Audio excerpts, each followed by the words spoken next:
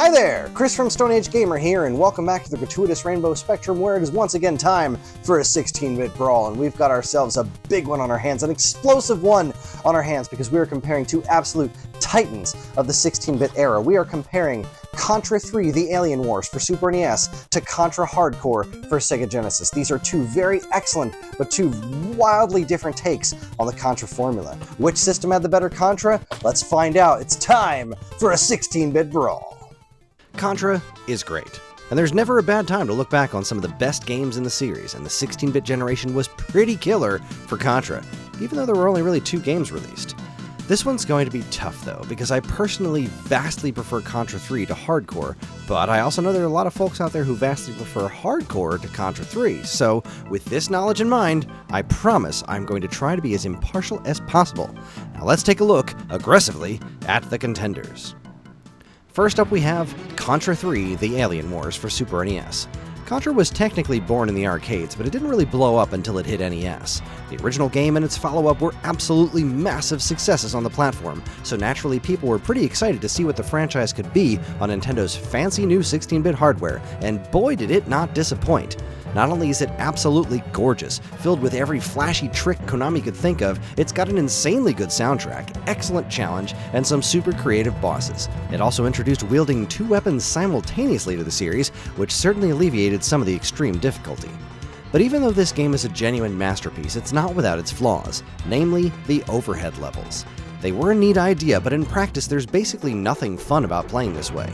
Yes, Mode 7 was cool, but these overhead stages were a huge step back from Super Contras, or Super Cs, whatever you call it. That blemish aside, Contra 3 is phenomenal, and an excellent evolution of the core Contra gameplay.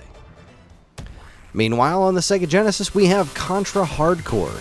This, like several of Konami's other Genesis games, was almost unbelievably good looking. Some absolutely insane tricks were used to make this game look light years ahead of a lot of other stuff on the platform. It's also one of the first Contra games to feature different playable characters with different attributes.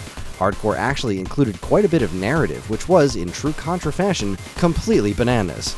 There was also a playable wolf guy, which depending on how you look at it is either awesome or dumb. But no matter how much you do or don't like anthropomorphic wolves, there's no denying that Contra Hardcore is completely badass. It took some chances in evolving the basic Contra gameplay, has some amazing action set pieces, and some wacky, memorable bosses.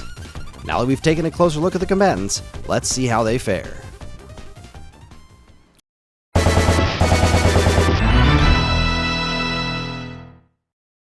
Depending on which game you grew up with, this one might seem super easy on the surface. My natural inclination was to declare the Super NES the winner, but then I really stepped back and looked at both games, and it's really a very close matchup. On one hand, I think Contra 3 has better art direction. Hardcore has a lot of great ideas, but at the end of the day, most of the enemy designs aren't nearly as memorable as the things that they do. Contra 3 has a ton of incredible looking stuff, and it's all executed expertly, especially considering how early into the Super NES's life the game was. That said, the Genesis absolutely trounces the Super NES in terms of performance here. Contra 3 is plagued with slowdown, and while it has no shortage of cool effects to keep things exciting, Hardcore utilizes some top-tier visual wizardry to keep things interesting and running nice and smooth. They both have their strengths, weaknesses, and neither one of these games looks bad at all. They both have some fun with spiffy special effects, but at the end of the day, even with a slowdown, I think the art direction on the Super NES puts it just barely over the top. When it comes to visuals, art direction goes a long way. The point here goes to Contra 3.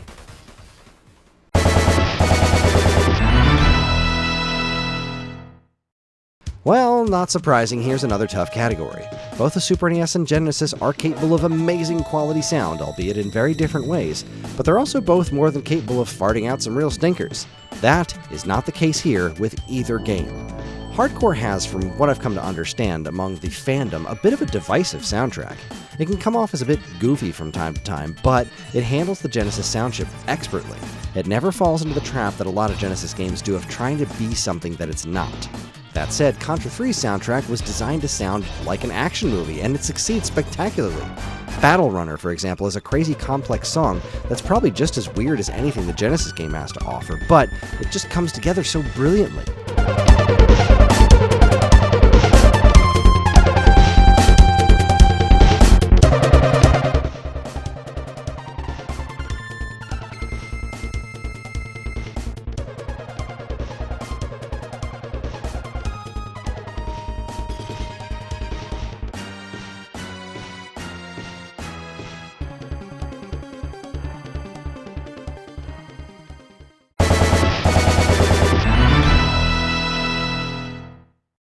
Look, Contra 3 is a great game that keeps things simple. Stages play out in a linear fashion, you blast stuff until you're done. The end. This is not a bad thing.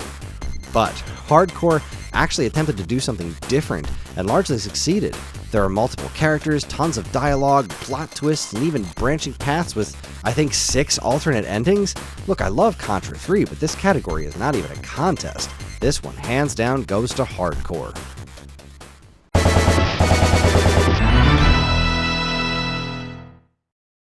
The question of gameplay between these two giants is a tough one. Contra 3's basic 2D gameplay is essentially as perfect as pure Contra gets. It controls brilliantly, the weapons rule, the boss battles are incredibly memorable, the stage where you're jumping from missile to missile, that giant Terminator monster that rips through the walls, shooting those flying aliens with a flamethrower, it is marvelous. However, it's balanced out by those pesky overhead segments. They're not unplayable by any means, but they aren't exactly fun either. Coupled with some of the game's technical problems, it can really be a bit of a mixed bag. The vast majority of the game is near perfect in terms of pure, unfiltered Contra, but it's held back by some of its more off-the-wall choices. That said, hardcore is also kind of a strange beast. It's a really well put together game with all of its branching paths, multiple endings, and different characters, etc., but those characters all have limited numbers of weapons available to them. Which is cool, I guess, but also a pretty big change from what made Contra so great in the first place. What this all comes down to is what kind of Contra game do you want to play? So, which one is better? Well, I don't think either one is. I personally like what Contra 3 does better, but that's just because when I play a Contra game, I want that kind of gameplay. But if you look at things objectively, you just can't take away from how well hardcore executes what it sets out to do. They're both extraordinarily well done examples of what the Contra formula can be. And that being the case, I gotta call this one a draw. And there you have it. By using my very scientific and not at all flawed system, I can determine that Contra 3: The Alien Wars is the superior 16-bit Contra game. But it's way closer than I thought it would be coming in. I thought for sure this was going to be a blowout because of how much I love Contra 3 and how much I don't love hardcore, but when you step back and look at things objectively, hardcore is undeniably well made. It's just not my cup of tea. But with slightly superior graphics and sound, the Super NES game just can't be beat. The winner is Contra 3: The Alien Wars. Well, there you have it, everybody. It was a close fight, but the winner is Contra 3: The Alien Wars. And, well, I feel pretty good about it because I love that game. But honestly, Contra Hardcore for Sega Genesis, I didn't give that game as much credit as it deserved before I came up with this video. So I'm glad I spent a little bit more time with it. It's still not quite for me. I do still think that The Alien Wars is the better game overall, but just by a smidge. Hardcore has all of my respect. And with that, that's going to wrap up today's 16-bit Brawl. Thank you guys very much for watching. If you like what you saw here today, please follow, comment, like, subscribe, share.